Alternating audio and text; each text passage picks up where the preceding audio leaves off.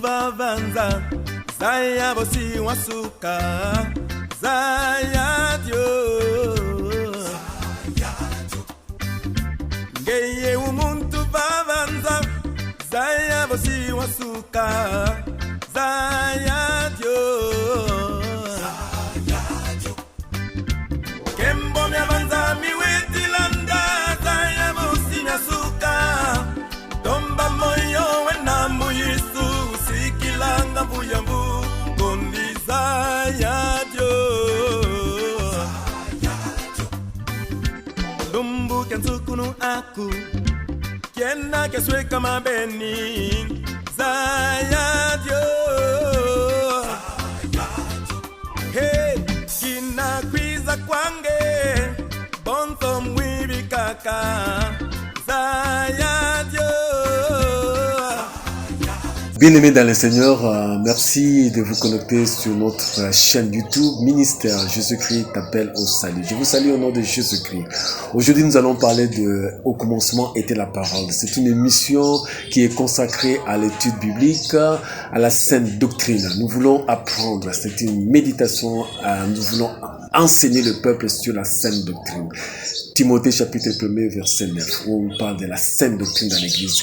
Parce que les enseignements dans l'église ne sont plus une priorité, mais nous voulons remettre l'enseignement biblique dans les églises pour que le peuple de Dieu devienne mature. C'est-à-dire, il devienne un peuple qui puisse maintenant discerner ce qui est de véritable de ce qui est faux.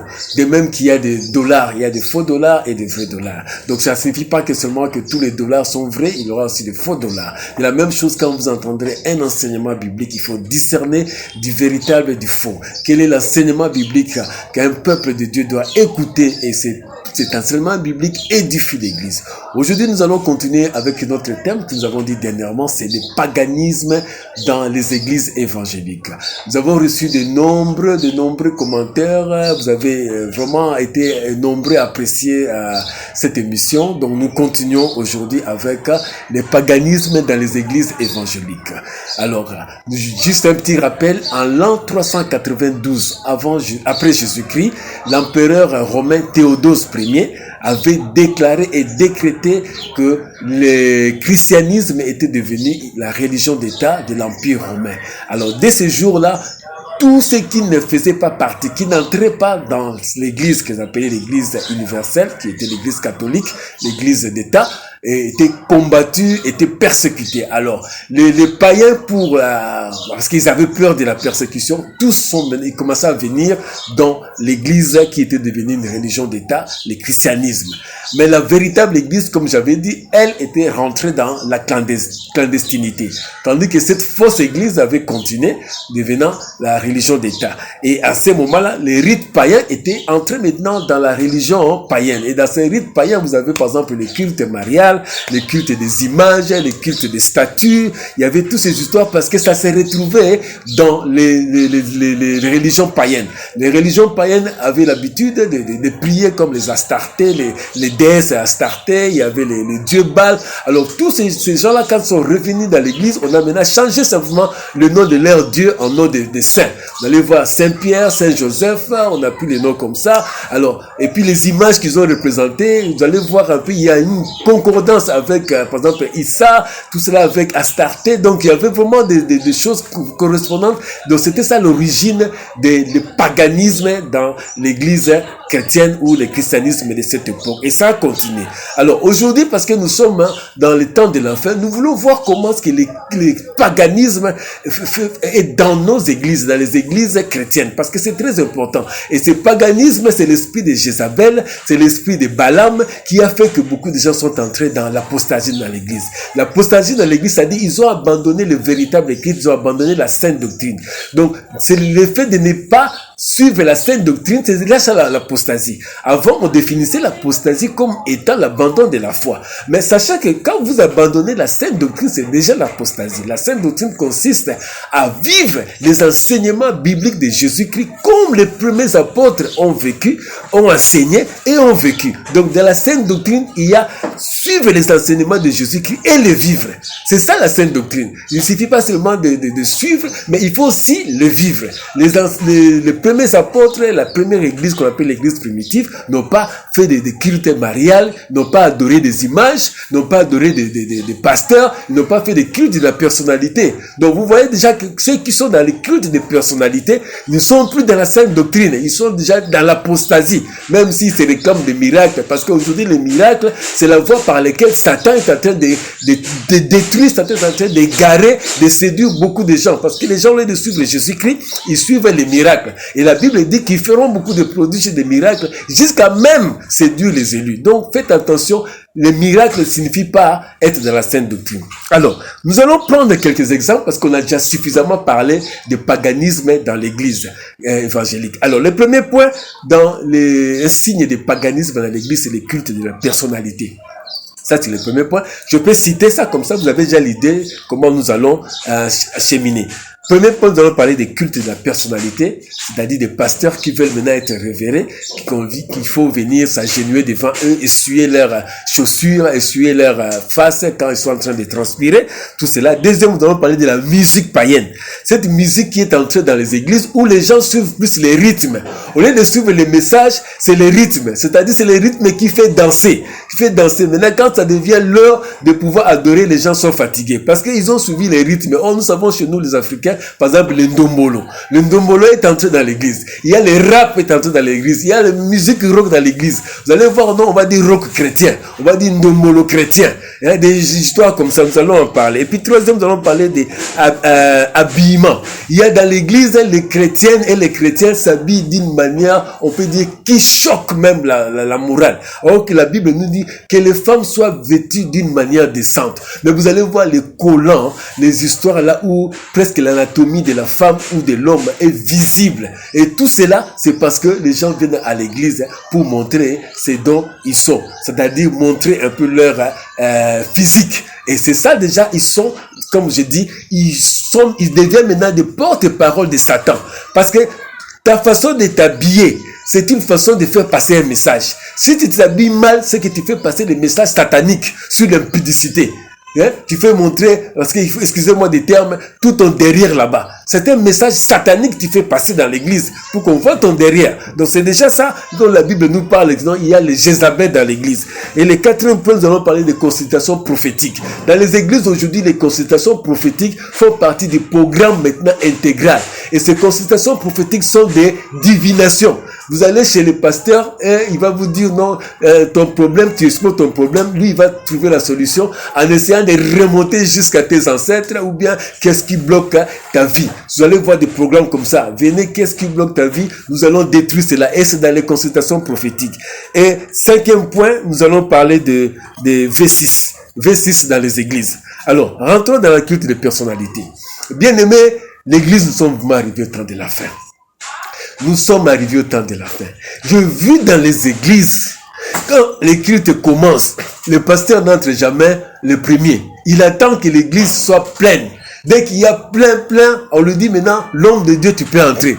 Dès que l'homme de Dieu franchit les premiers pas, c'est-à-dire l'entrée de l'église, c'est toute l'église qui se lève, commence à prendre les chaises, commence à crier, oh voilà. Donc il faut le culte de la personnalité. Et cet homme de Dieu a une chaise spéciale pour lui. Lui ne s'assoit pas comme les chaises des autres là, même si la Bible nous dit nous devons déférence et révérence aux hommes qui font servir Dieu, qui servent Dieu. Mais lui, il a sa chaise à lui. Sa propre chaise qui est un fauteuil là spécial et personne ne s'assoit là. Quand il n'est pas là, cette chaise est vide. Et quand il s'assoit sur cette chaise-là. Donc, je ne vais pas aller en détail, mais déjà quand vous voyez dans une église, il n'y a qu'une place réservée pour le pasteur. S'il n'est pas là, cette place est vide. C'est le culte de la personnalité. C'est nulle part parce que je vous ai dit que la sainte doctrine, c'est vivre les enseignements de Jésus-Christ et les enseigner. Vivre et les enseigner. Et les premiers apôtres de l'église primitive n'ont pas vécu cela. n'ont pas vécu cela. Nous, aujourd'hui, nous vivons cela parce que, il y a le culte de personnalité, nous avons abandonné la sainte doctrine. Et c'est le paganisme. Dans le paganisme, par exemple, l'empereur, c'était une divinité. Dans l'Empire romain, l'empereur, c'était une divinité. Pour s'approcher de l'empereur, il fallait tout un culte de la personnalité. On disait même au roi, par exemple, Auguste. Auguste, ça signifie qui est élevé au-dessus de tout, comme le ciel. Vous voyez déjà le mot Auguste, l'empereur Auguste. Ça dit qui est comme le ciel. Et puis quand on parlait de pontife, parce que l'empereur romain était le pontife, ça dit qui fait le pont entre les divinités et les hommes. C'est pourquoi aujourd'hui vous avez le nom des gens qui s'appellent les pontifes, souverain pontife. Vous connaissez souverain pontife, je ne cite pas les noms. Donc ça veut dire c'est lui qui fait le pont entre Dieu et les hommes. Donc après, deuxième point maintenant, la musique païenne. La musique païenne qui a envahi les églises. Mon Dieu, il faut suivre ce qui se passe aujourd'hui. Quand vous écoutez une musique, si vous éteignez simplement le son et mettez avec une musique païenne, il n'y a pas de différence. Et la façon dont les gens dansent dans ces clips là-bas, vous allez vous dire, ils donnent gloire à Dieu ou ils donnent gloire à Satan. Oh, ils donnent gloire à Satan parce que les clips des musiciens mondains, leur façon de s'habiller, c'est pour donner gloire à Satan. Mais pourquoi vous devez vous habiller d'une façon, c'est une nudité, je peux dire, où vous exposez vos parties anatomiques. Et en plus, là, nous ouvrons les sons. Les sons des musiques aujourd'hui dans les églises, ce sont des sons qui, tu vois bien, ça amène plus les gens à suivre le son qu'à suivre les messages. Donc ce n'est plus les messages qui comptent, mais c'est les rythmes. Les rythmes de la musique, les sons de la musique, ce sont les gens qui intéressent. Et puis ça amène les gens à la danse. Et quand les gens dansent, ils dansent pour cette musique. Je me rappelle au début, quand nous avons commencé les églises évangéliques, au début, qu'est-ce qu'il y avait? Il y avait que les mbunda, les tam-tams. Alors les tam-tams, vous devez danser qu'au rythme des tam-tams. Aujourd'hui, si on dit que même s'il n'y a pas les tam-tams, battre les mains, je pense que les gens ne viendront pas à l'église. Il faudrait qu'il y ait toute cette batterie de musique pour que l'église soit un peu animée. Donc, ça dit, on est devenu dépendant de la musique. Sans la musique dans les églises, on ne sera pas adoré. Sans la musique dans les églises, on ne sera pas loué. Sans la musique dans l'église, il y a même des pasteurs pour prêcher. On doit mettre une musique douce là, comme une musique classique, qui va doucement, lui, il est en train de prêcher, comme cela. Donc, ça dit, aujourd'hui, c'est le paganisme dans les églises à travers la musique. Et cette musique, quand vous voyez les thèmes, ça ne donne même pas gloire à Dieu. Le thème est en dehors. Les thèmes de nos musiques aujourd'hui, c'est différent de la musique des temps anciens, où il y avait les temps de frères, par exemple, comment ça s'appelle, Senga, il y avait le frère Kanguma, ce frère-là, ou bien Mete. Donc, il y avait vraiment une profondeur dans la musique. Mais aujourd'hui, écoutez la musique d'aujourd'hui, c'est quoi? On va faire l'apologie des habillements, on va faire l'apologie de la richesse. C'est bien, oh, Dieu m'a béni, mais tu fais montre quoi dans cette musique que l'extérieur? Troisième point, je viens de parler de l'habillement. C'est vraiment malheureux. Tenez-vous devant une église évangélique. Bien sûr qu'on ne va pas dire que celui qui est mal habillé, il n'a pas la crainteté, mais sachez simplement que de l'intérieur, la sainteté de l'intérieur doit se manifester par la sainteté de l'extérieur. Si quelqu'un est pur en soi-même, je pense que sa façon de s'habiller aussi sera pure. Il va respecter, c'est-à-dire se faire respecter par façon de s'habiller. Nos sœurs, nos frères s'habillent très mal dans nos églises. Parce que on a confondu que aller à l'église, c'est faire une fête. On vient à l'église, c'est comme si on va à une fête et nos habits, ce sont qu'on appelle les fashion, c'est-à-dire à la mode. C'est à la mode aujourd'hui qui prédomine à la sainteté. C'est la mode aujourd'hui qui prédomine à la sanctification. Au lieu de se sanctifier, parce que la Bible dit que tout votre être soit sanctifié, c'est-à-dire corps, esprit et âme. Quand on dit corps, c'est-à-dire que votre habillement aussi doit être sanctifié. Mais regardez aujourd'hui dans les églises, c'est les modèles. C'est-à-dire être à la mode. C'est ça qui compte. Même celui qui vient prêcher, même le pasteur qui prêche, vous voyez sa façon de s'habiller, vous allez vous dire non, c'est malheureux. C'est le paganisme dans les églises. Je passe maintenant au quatrième point, la consultation prophétique. Bien-aimés, tous les anciens, les ex-magiciens, si on peut dire ex, en réalité, ils ne sont pas ex, ils sont continués, ils ont simplement changé l'habit. Ils sont devenus aujourd'hui des pasteurs, mais sont toujours des magiciens, sont des sorciers, comme on dit les mbikoudi.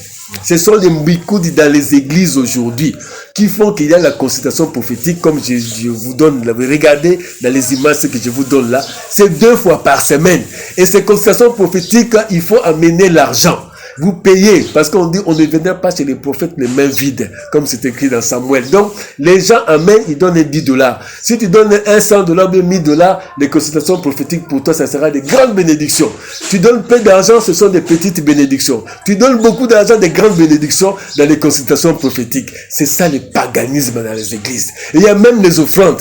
On dit qu'amener les offrandes, ceux qui ont les offrandes de $10, il aura que les bénédictions de $10. Alors, on a catégorisé. Les gens qui vont amener les 5000, les $1000, les $5000, 1500, on s'arrête généralement vers $100. Ceux qui ont moins de 100, on dit bon, allez acheter des beignets avec ça. Donc vous voyez, donc on a catégorisé. Tout ça, c'est le paganisme dans l'église. Alors que la Bible dit, c'est que ta main droite donne que la main gauche ne voit pas. Pourquoi est-ce que tu vas dire à l'église, les gens de $1000, venez, donnez. Donc tous ceux qui se sont levés, on sait qu'ils vont donner $1000. Donc la main gauche, c'est ce que la main droite va donner, c'est le paganisme. J'avais expliqué ça, c'était pour, les gens pensaient qu'en donnant beaucoup d'argent, ils achètent les bénédictions chez Dieu. Les gens pensent que quand ils donnent à Dieu, comme on disait que chez le Dieu Baal, quand il y avait les temps de souffrance, les temps de malheur, de désastre, on apportait un enfant, on faisait des sacrifices vivants pour apaiser le Dieu, pour apaiser les divinités. Aujourd'hui, les gens pensent que quand tu donnes beaucoup d'argent à l'église, Dieu va répondre à tes problèmes parce que tu as donné l'argent. Alors que je vous ai dit que quand on est fils de Dieu, Dieu nous bénit pas par rapport à ce que tu donnes. Dieu nous bénit par rapport à notre état de fils de Dieu. J'avais expliqué ça dans la première émission des paganismes. Alors, dernier point, c'est le V6. Le V6, c'est le paganisme dans l'église. Qu'est-ce que signifie V6? Ça dit 3V et 6V. Premier V signifie les pasteurs aujourd'hui veulent tous voyager. Ils veulent devenir tous comme on appelle les missionnaires internationaux. Donc, il n'est plus national, il devient international. Il est aux États-Unis. J'ai vu beaucoup de pasteurs aujourd'hui vont dans les États-Unis là-bas. S'il n'est jamais passé par les États-Unis, c'est qu'il n'est plus pasteur. Il doit passer. Parce que Paris aujourd'hui, Bruxelles, c'est comme Kinshasa. Les gens s'en foutent. Nous tous, on doit aller aux États-Unis, Dallas. Et quand il va au Dallas là-bas, vous allez voir, il vous envoie des films, ce qu'il a fait. Donc, les voyages internationaux qui sont en fait des business. Parce que quand ils vont là-bas, ils vont faire les business. Alors, deuxième V, c'est les villas. Vous allez voir que tous les pasteurs aujourd'hui veulent avoir des grandes maisons. Et ce sont des maisons, c'est bien, c'est pas mauvais. Nous tous, on a des belles maisons. Mais aujourd'hui, on fait montre de ça. Ces villas-là, c'est comme si, c'est ça qui montre qu'on est en Christ. Non, même quelqu'un qui vit dans une cabane, il est en Christ aussi. Donc ce n'est pas les villas qui montrent qu'on est en Jésus-Christ. Mais aujourd'hui, c'est ça qu'on fait voir aux gens. Surtout dans les clips là, les clips d'aujourd'hui, des musiciens chrétiens. Vous allez voir des villas, des belles villas qu'on fait voir aux autres. Voilà, ce que j'ai. Donc, et troisième V, c'est les voitures. Vous allez voir pas un pasteur avec les VW, que les gens appellent les VW. Vous n'allez pas voir aujourd'hui. Avant, il y avait des gens qui peuvent rouler avec les Ketch. Mais aujourd'hui, ce sont des quoi? Les belles voitures, les Lamborghini. Ce sont des Hammer. Ce sont des Prado. Ce sont des quoi? Les belles voitures, quoi. Donc, si tu n'as pas ça, tu n'es pas pasteur. Et tous les pasteurs veulent les gros cylindrés. Donc, quand tu vois les pasteurs venir, il doit avoir une voiture qui est spéciale. Pas comme les autres, les bandits. Mais lui, sa voiture doit être spéciale, là. Les grosses Jeep, là, américaines. Donc, tout ça, c'est le paganisme. Alors, les quatrième V, c'est la vénération. Tous les pasteurs veulent aujourd'hui, quand il vient à l'église, vous devez vous incliner, essuyer ses chaussures, essuyer, ici, quand il a les sueurs, vous devez essuyer. Parfois même, il prend sa veste, quelqu'un doit porter sa veste. Donc lui, porter la veste, c'est trop lourd. Quelqu'un porte sa veste là-bas. Il y a d'autres qui viennent, c'est le mouchoir. S'il faut l'essuyer, il faut le mouchoir là pour le... Et sa Bible, c'est une sœur là qui porte sa Bible là, tout cela. Lui, quand il vient là, et puis quand il va prêcher, il finit de prêcher là, directement, il part. Donc il quitte l'église pour aller quelque part là. Donc vous voyez tout ça, c'est la vénération. Les gens veulent être vénérés. Ils veulent de prendre la place de Dieu. Comme j'ai dit, dès qu'il entre à l'église est en ébullition. Et c'est ça que les gens cherchent, la vénération. Cinquième point, c'est le Vénus. Vénus, vous savez que le dieu Vénus, c'est le dieu de sexe. Aujourd'hui, dans les églises, les pasteurs sont tombés dans la polygamie. Les pasteurs sont tombés dans ce qu'on appelle, c'est les femmes du ministère. Les femmes du ministère sont, en fait, ce sont leurs concubines. Les femmes du ministère, vous allez voir, qui sont leurs secrétaires, sont leurs concubines. Les pasteurs couchent avec des femmes, soit disant des délivrances. Vous avez vu dans des films où un pasteur couchait avec une femme, soit disant en train de délivrer la femme de la stérilité, je ne sais pas de quoi. Et c'est devenu normal. Ils disent que c'est comme Élisée avait fait avec les petits enfants qui étaient morts. Pour les ressusciter, il fallait qu'Élisée soit bouche contre bouche, poitrine contre poitrine, ventre contre ventre. Alors lui aussi, il appelle les pauvres femmes qui sont souvent là et qui croient à tout. Alors le pasteur fait cette sorte de délivrance qui est une fausseté, une hérésie. Donc tout ça, c'est le sexe dans les églises, c'est l'esprit de Jézabel. C'est le sexe dans l'église. Les gens sont tombés trop bas. Il y a même des gens, on dit, le pasteur qui appelle les femmes venir à l'église pour couper, raser leurs poils puis bien. Tout ça, c'est pour voir la nudité de la femme dans l'église. Il y a d'autres qui lavent des femmes nues dans l'église. Tout ça, c'est le sexe. Donc, Vénus, ça, c'est le 5e V. Et le dernier V, c'est le veste. Le pasteur, aujourd'hui, s'il s'habille, il doit être, mode là, vraiment spécial. Vous savez, moi, je connais pas tous ces marques aujourd'hui des habillements là, mais je vais pas citer, sinon je vais faire la publicité de tous ces habillements. Mais la façon dont le pasteur s'habille aujourd'hui, on doit s'habiller décemment. Tant les femmes s'habillent décemment, autant aussi nous, on doit s'habiller décemment. Mais nous sommes allés au-delà, avec des banzantomas, avec je ne sais pas quoi. Et puis quand on prêche, on montre ce que j'ai porté. Tu vois ce que j'ai porté, tu fais les griffes de ça. Les chaussures, c'est de telles marques. Les pantalons, c'est ceci. Donc, tu dis ça à l'église, est-ce qu'on a besoin de ça à l'église? Donc, tu montres aux gens les griffes de ton habillement. Est-ce qu'on a besoin de ça? Voilà. Donc, nous avons fini avec la suite des paganismes dans l'église. J'ai cité tous les 5 points dans lesquels il y a le paganisme est entré dans l'église. J'ai fait un appel à tous ceux qui nous ont suivis. Bien-aimés, si tu es dans une église où le paganisme est entré, la Bible dit sortez de Babylone. Sortez. Parce qu'il n'y a plus rien, c'est l'esprit de mort qui est là-bas. Sortez, venez à Jésus-Christ. Là où il y a l'esprit de Christ, il y a la liberté d'adorer Dieu. Tu peux pas adorer Dieu dans l'esprit de Jézabel et de Balaam dans une église. Venez à Jésus-Christ avant qu'il ne soit trop tard. Et c'est là qu'on va prêcher la sainte doctrine de Dieu. La sainte doctrine de Dieu consiste à vivre les enseignements de Jésus-Christ et à les enseigner tel qu'il a été dans l'église primitive. Si tu compares ce qu'il y a dans ton église et ce qui est dans l'église primitive, il y a une différence. Sors de cette église-là. Sortez, venez à Jésus-Christ. Car la Bible dit, nous avons été édifiés sur les fondations des apôtres et des prophètes. Jésus-Christ étant la pierre angulaire. Toi, tu es fondé sur quelle base? De Jésus ou de l'enseignement de ton église? Si c'est Jésus-Christ, que Dieu soit béni. Mais si c'est le fondement de ton église qui est différent de la sainte doctrine, c'est le moment de recevoir Jésus-Christ comme Seigneur et Sauveur de ta vie. Merci beaucoup d'avoir suivi notre émission. Aujourd'hui, c'est au commencement était la parole. Nous vous donnons rendez-vous pour nos prochaines émissions où nous allons parler de beaucoup de choses, beaucoup de thèmes. Nous avons préparé l'apostasie, nous avons préparé l'esprit de Jézabel, nous avons préparé la sainte doctrine pour que nous puissions être en phase avec les temps de la fin. Que Dieu vous bénisse. Abonnez-vous massivement sur notre chaîne YouTube Ministère Jésus-Christ t'appelle au salut. Que Dieu vous bénisse. Amen. Zaya bosi wasuka Zaya Dios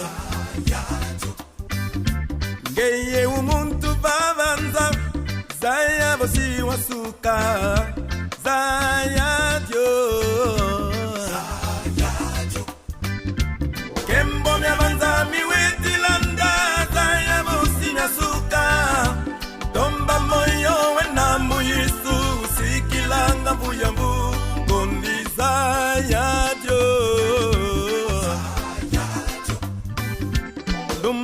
Sukunu aku Kiena keswe kama beni Zaya Dios Hey, kina kwiza kwange Bonto mwibi kaka